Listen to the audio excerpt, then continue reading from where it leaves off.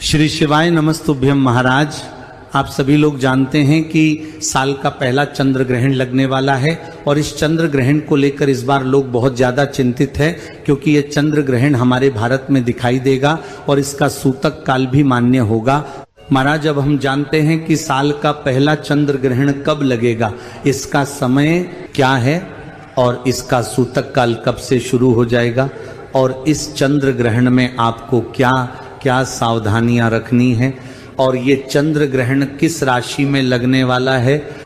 महाराज, चंद्र ग्रहण तब लगता है जब सूर्य और चंद्रमा के बीच में पृथ्वी आ जाती है और तब पृथ्वी की छाया चंद्रमा पर पड़ती है और चंद्र ग्रहण लगता है।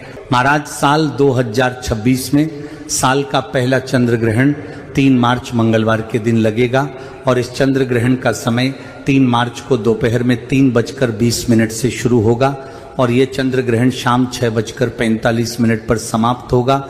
ऐसे में इस चंद्र ग्रहण की कुल अवधि लगभग 3 घंटे 27 मिनट की रहेगी। महाराज, जब भी चंद्र ग्रहण लगता है तो उसका सूतक काल ग्रहण की शुरुआत होने से 9 घंटे पहले से शुरू हो जाता है। तो इस हिसाब से इस चंद्र ग्रहण का सूतक काल 3 मार्च को सुबह 6:20 से शुरू हो जाएगा और सूतक काल की समाप्ति ग्रहण की समाप्ति के साथ में ही होती है।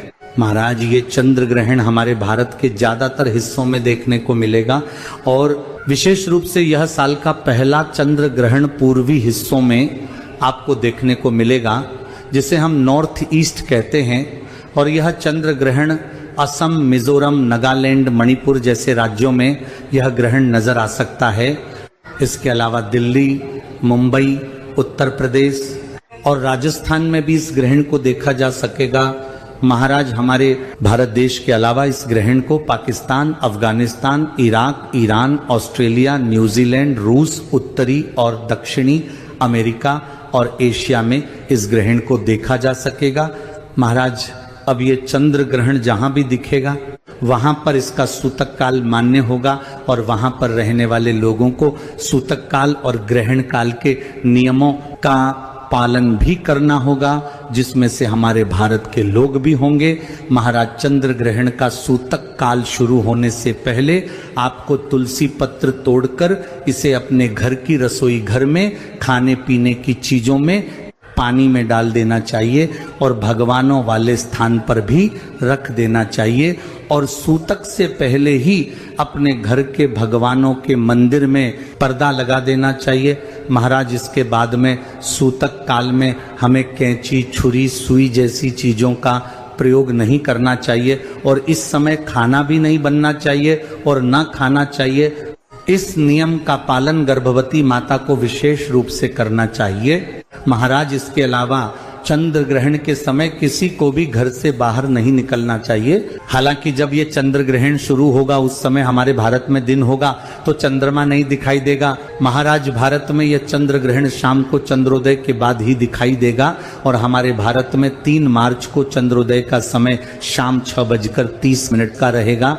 महाराज, इसके बाद में हमारे भारत में इस चंद्र ग्रहण का कुल समय सिर्फ 17 मिनट का ही रहेगा, क्योंकि शाम 6:47 पर यह चंद्र ग्रहण ही समाप्ति हो जाएगा। महाराज, हमारे भारत में चंद्र ग्रहण का जो 17 मिनट का समय है, इस समय में आपको थोड़ा ध्यान रखना है और अपने घर से बाहर नहीं निकलना है, क्योंकि इस समय हमारे भारत में ग्रहण दिखाई देगा। इससे पहले हमारे भारत में दिन का समय होगा और चंद्रोदय नहीं हुआ होगा। महाराज, गर्भवती माता बहनों को ग्रहण और सूतक काल से पहले ही अपने पेट पर गेरू लगा लेना चाहिए या चंदन की 3 लाइन खींच लेना चाहिए। इससे सूतक काल और ग्रहण काल में आपके बच्चे पर ग्रहण का कोई असर नहीं होता है। महाराज, सूतक काल में भले आप लोग किसी नियम का पालन करो या ना करो, पर ग्रहण काल के दौरान आपको चंद्र ग्रहण के सभी नियमों का पालन जरूर करना चाहिए। महाराज, चंद्र ग्रहण के दौरान हमें एक स्थान पर बैठकर भगवान के नाम का जाप करना चाहिए, क्योंकि ग्रहण के दौरान किया गया नाम जाप का आपको कई गुना बढ़कर फल मिलता है और इससे ग्रहण का प्रभाव भी आपके ऊपर नहीं होता है और यह नियम गर्भवती माता बहनों को जरूर करना चाहिए। महाराज, इसके अलावा चंद्र ग्रहण के दौरान किसी को भी कार्टून दंगे वाली फिल्म या सीरियल वगैरह नहीं देखना चाहिए और गर्भवती माता बहनों को विशेष रूप से इस समय इन सारी चीजों से दूर रहना चाहिए, वरना इसका सीधा प्रभाव उनके बच्चे के ऊपर पड़ता है। इसके अलावा चंद्र ग्रहण के दौरान बाथरूम जाना और पानी पीने की भी मनाही की जाती है, पर अगर आप ऐसा ना कर पाए तो आप पानी भी पी सकते हैं और बाथरूम भी जा सकते हैं। महाराज, इसके बाद जब ग्रहण समाप्त हो जाता है तो उसके बाद सभी लोगों को गंगा जल मिले जल से स्नान करना चाहिए और अपने पूरे घर में गंगा जल छिड़कर भगवानों को भी स्नान कराकर घी का दीपक उनके सामने जलाना चाहिए और ग्रहण का जो भी प्रभाव आपके ऊपर हुआ हो उसके लिए आपको प्रार्थना करनी चाहिए। महाराज, वैसे यह साल का पहला चंद्र ग्रहण फाल्गुन पूर्णिमा के दिन लग रहा है और इसी दिन होली का पर्व भी है।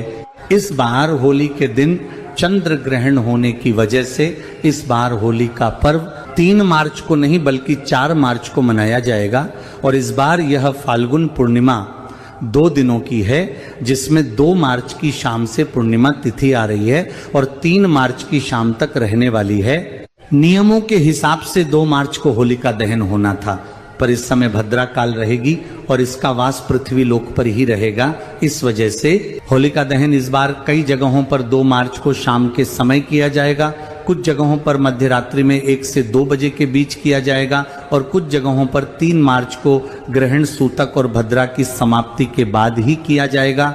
इसी के साथ में रंगों वाली होली का पर्व इस बार 4 मार्च 2026 के दिन मनाया जाएगा।